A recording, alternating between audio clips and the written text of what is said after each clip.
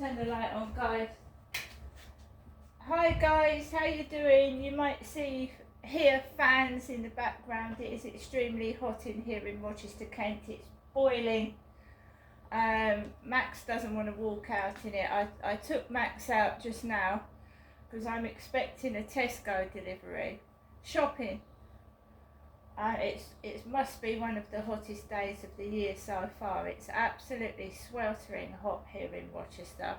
It's too hot for me to even sit out in, and this is May. Alexa, what's the time, please? The time is 1:50 p.m. So guys, I checked on my Tesco app and the delivery is supposed to be coming between 2 and 3. It's 3 stops away from my address. 3 stops. So I'm just catching up. I've just taken Max out for a walk. It's sweltering hot. Builders are working in it. People are sat down in it, and you just don't know what to do with yourself. Us British people aren't used to this weather in the beginning of May. It's boiling.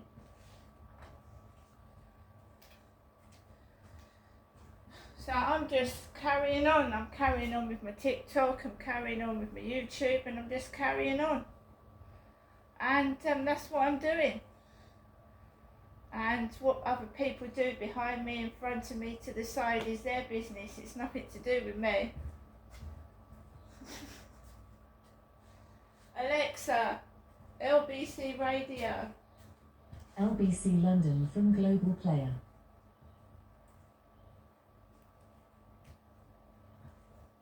Because it does not seem to want a Labour government. Oh, I very much doubt it. But I am being Very ironic, much doubt it.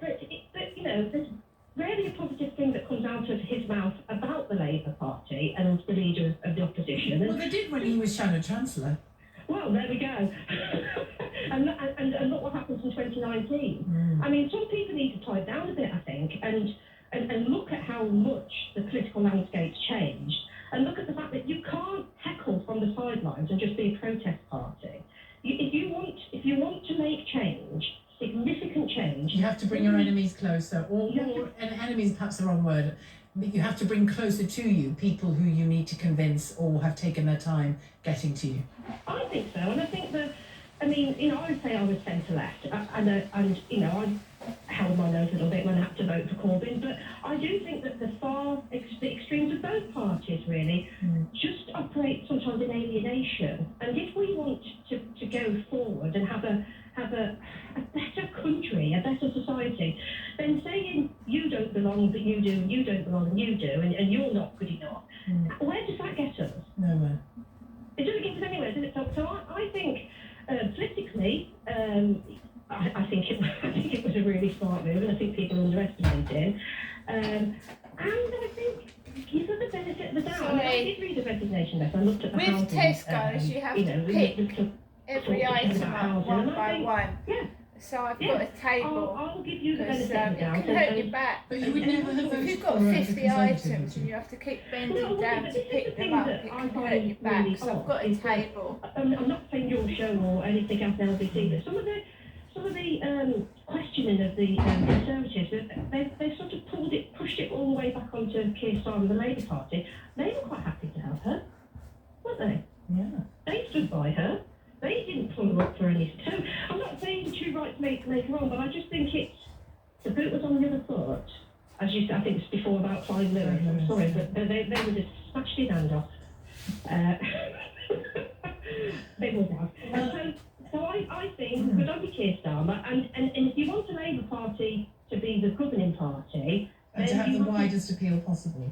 yes, I think so, because, you know, she's had these sort of, I would say, quite vociferous views on immigration, but then again, I don't think that you can't keep blaming the Labour Party as saying that the amnesty on immigration, because that's ridiculous too. It is, yeah. Completely ridiculous. So for me, it's about widening their appeal and governing the country rather than ideologues. Okay, thank you very much. Great to talk to you, Sonia. Call again. I've enjoyed our conversation. Brilliant. Thank Thanks very you. much. Thank you. That's Sonia in Appleby Magna in Leicestershire. near Appleby Parva in Leicestershire. I've learned something today. Andy in Reading. Hello, Andy. I think this is good news for proportional representation. I'm a big fan, and we don't live in a democracy, and anyone that thinks that we do needs their head examined. Where you have only one parliament since the war where more than 50% of the population has voted for them, we're not a democracy, however you want to try and spin that. And proportional representation will finally get to a point where we swap these swing politics between Labour and Conservative, and the Labour representative you had on earlier was conceited enough to only give people the choice of Labour versus Conservative. And I think that Keir Starmer's played as a masterstroke to show that all he's interested in is getting in power, not the country, not the constituents. But the title of the party that you're... But I suspect Rosie Duffield, just because of what she said to me, might argue that the title of the party whose name you stand under and for should say something about your convictions and about your belief system in how people should be treated and the country should be run. Okay, I understand that, but the Labour Party has changed so many times over just the last year. I was at an event last year, a carnival in Theresa May's constituency, where there were a strange way to find party political tents, but they were there. And at the time, Labour had proportional representation as part of the way that they were going to move forward. Now they have a sense of getting a majority in Parliament. That's come off the table because you won't find turkeys voting for Christmas. And once they've got power, all they'll be interested in is this left-right argument between Labour and Conservative, rather than actually concentrating on what most people in this country want, which is not Labour and not Labour and not Conservative. So even if we end up with a Labour Party under the first past the post system, we'll end up with a minority government that most of this country haven't voted for, and we will continue to be unrepresented. And all that Keir Starmer's done by allowing this person into the party is to show that anything goes as far as him trying to get into Parliament, into Downing Street, and have control with a majority. Okay, I'll have to leave it there because, Andy, thank you. I'm keen to speak to James in Deal, in Dover. He's a constituent of Natalie Elphicke. Hello there, James. Hello, good afternoon. What did you want to say? I just wanted to say I think it's the worst thing he could have possibly done. I think that Natalie Elphicke is a poison. That is the worst thing that could come into the Labour Party at this point, particularly at a point when the country are actually sick of the Tories. Why do we need to become more like the Tories? I'm a Labour member. I've been there throughout Charlie and Natalie, and I have to say the area hasn't improved at all. Although she made an apology about the comments she made, is she making an apology about them? What if she has become more like you rather than you saying you're nothing like me, keep away? She'll never. I mean, her voting records. You've got to remember, up until the local elections, she hadn't put her head above the parapet. She still voted the way in which she was told to vote. Her public statements were very right with the Conservative Party. You know, you've got to remember that she also sold her story. I think it was to the Sun to finance her husband's appeal. And the most disgusting thing is that where was she when the 700 seafarers lost their jobs? She said she was going to do things. Well, I was reading about that this morning. She went down there, didn't she, and was booed. She was booed because we've been trying to get her to support the end of dismissal and re-engaging.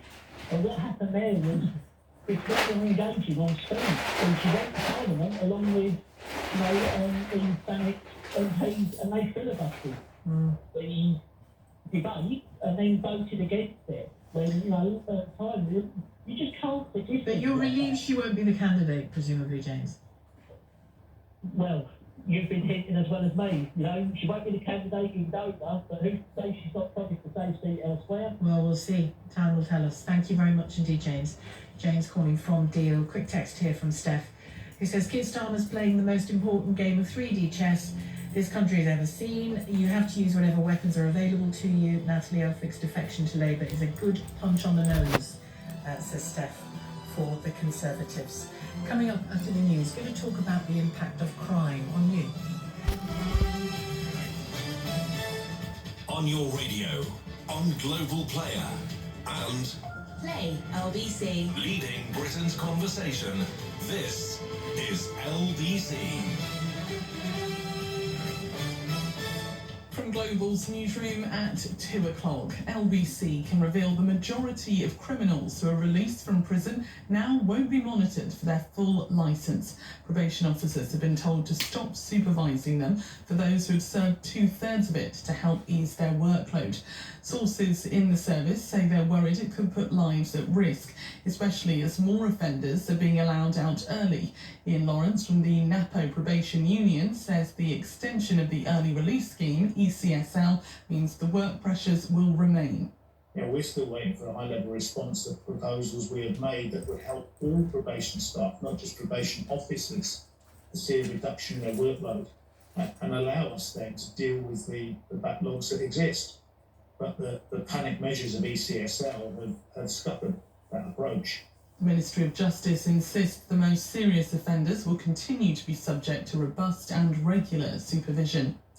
New Labour MP Natalie Elphick has apologised for comments she made supporting her ex-husband after he was convicted of sexual assault. The MP for Dover defected from the Conservatives by crossing the floor at PMQs yesterday. She says it was right that Charlie Elphick was prosecuted in 2020 despite backing his unsuccessful appeal previously. Labour MP for Canterbury Rosie Duffield has told Sheila backbenchers aren't happy with the party's leadership. Your voicemail on the You have backbenchers 3 on new messages and 1 saved message. First new message received yesterday at 6:50. Your message will be saved for 7 days. Next new message received today at 10:03 a.m. Good morning, Janessa. Just 10. Your message will be saved for 7 days. Next new message received today at 1:54 p.m. Good afternoon, Janessa. This is your mother speaking. Hoping you're having quite a good day, or a good day rather, and hope you everything's going all right. All right, Janessa. Give me a ring when you can. What time of day? Whatever. I'm in there all day. Okay, Janessa. Bye for now, and I hope to see you soon. Bye. Your message will be saved for 7 days. Right, so this is every day of my life. Just talk to my mum. I've had a lot of people remark on it, saying, why doesn't your mum, let you grow up? I used to do it to my dad as well. And then when you find yourself on your own, you don't know what to do with yourself.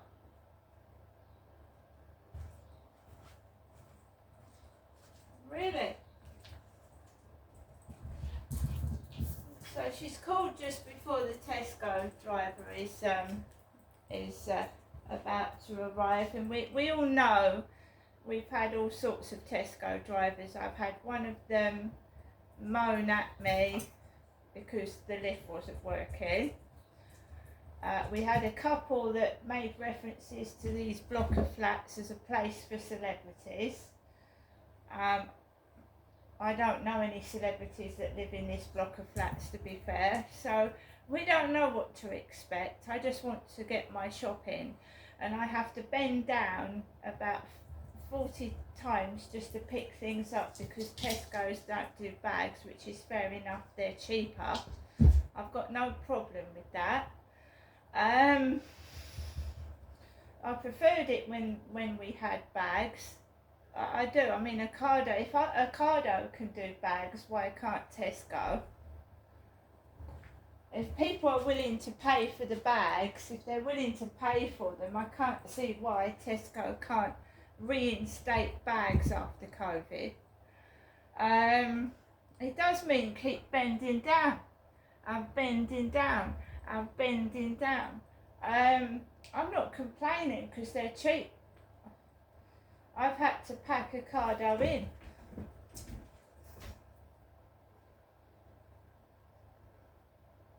So I'm going to get on with the rest of my day, right? I'm nobody else's property. I belong to men. So don't start trying to pull my strings. I don't want other people to start pulling my strings. They're nothing to do with me. These people, I don't even know. I spend the majority of the time in my flat by myself, unless I go out and take Max for a walk or go into the co-op. It just seems like just a performance just to get your grocery shopping. I mean, when I went in Aldi, when I went to my doctor's, Aldi's just over there. It's like they're ready and waiting for you to blow your stack. And I can't be bothered to blow my stack anymore. There's no point.